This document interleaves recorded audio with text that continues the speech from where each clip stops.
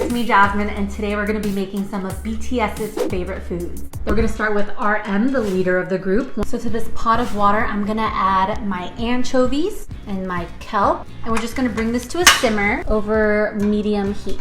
Then we're gonna add in our zucchini, our carrots, and our shiitake mushrooms. And we're just gonna let that cook for like 4 to 5 more minutes and set it to the side. If you're able to make a kelp and anchovy broth beforehand with either a cold water soak or a lukewarm water soak, that'll really help enrich the flavor of the broth. But since we're doing a quick and easy kalguksu, this will do just fine. I've gone ahead and gotten some pre-made fresh knife cut noodles from the store. You can also buy them dry, really up to you. Buying pre-made noodles will save you about an hour in the kitchen, but if you have the time, I really encourage you to try making them. They're super fun, so satisfying to cut the noodles. But let's get to cooking the noodles. I'm gonna give it a little stir to keep them from sticking to each other. And once these noodles are done, I'm just gonna run them under some cold water to stop the cooking process. Now it's time to put everything together. I am going to serve mine in a stone pot, so I'm just heating that up real quick. Now I'm gonna add some noodles that we just boiled and then top it with the broth that we made earlier. For toppings, do everything to taste, but I'm gonna do chopped green Thai chili, some red chili, some garlic, and some soy sauce. It's so pretty. It's like so simple, yet so delicious. Last but not least, we're gonna just add some salt to taste. I like sodium, it's my favorite food group. And some black pepper. It's time to eat. Babe, do you wanna come try this with me? Little long ass noodles. Yes. Mmm. Oh, the noodles are so silky. It's very garlicky, it's got a great kick.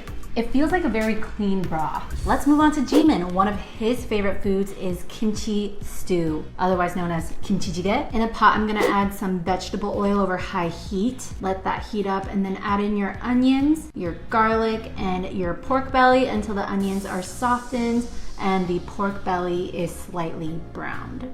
Now let's go ahead and add our kimchi, but reserve the juices. And we're just gonna let that cook together for a few minutes until the kimchi has turned this dark red, beautiful color.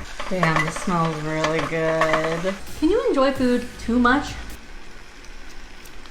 Do you see this beautiful reddish brown color? So now we can add in our Korean chili flakes, sugar, salt, kimchi juice, our anchovy and kelp broth that I pre-made, and give that a good stir.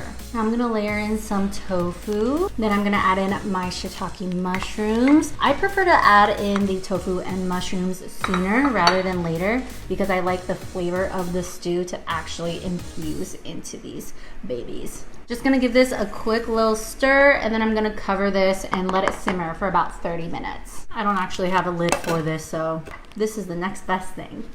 The kimchi jjigae is done. It looks amazing. It's literally still bubbling because the pot is keeping it nice and hot. I'm gonna top mine with some green onions. I like a lot. It's not even that much. More. Great, all of it. Yeah. Some sesame oil, and it's time to dig in. Babe, we got another one. Oh wow, that's so good. Dare I say I have outdone myself? No, I think that's pretty fair to say.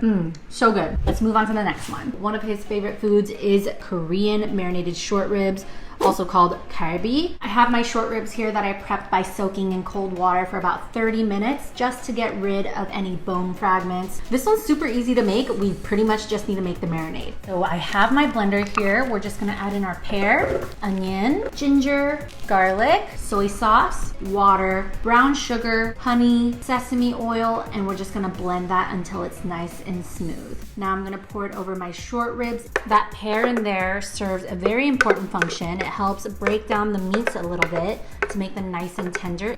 Now I'm just gonna make sure that all the ribs are evenly coated. And we're gonna put this in the fridge and let it marinate for at least 4 hours, preferably overnight. Our short ribs are done marinating, so let's go ahead and start cooking. I'm using this round KBBQ grill. Obviously you don't need one. If you have a nonstick pan, that's more than fine. We're in for a ride. Galbi is so good. There's like this cartilage around the bone that if you gnaw on, oh my God, all your primal instincts through the roof, man. All right, our grill is nice and hot. Let's go ahead and place our short ribs on the grill. So one thing with cooking galbi with a nonstick pan is that there's no drainage hole like there is here. It can lead to boiling your meat, which is like It's fine, but it's just not as bomb. So a hack is to take a paper towel, clamp it with your tongs, and kind of wipe away the sauce if it's really coming high. These are looking amazing. Let's go ahead and flip them. Oh yeah, another one and another one. All right, I think you get it by now. And as they finish up cooking, you could just cut them in between the bones. Once the meat is cooked to your liking, it's pretty much done.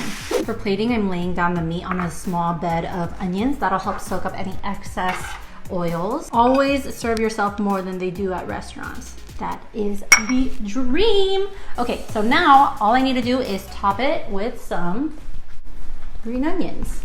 I love her. She looks so ready to be eaten. Okay, let's dig in. Oh my god.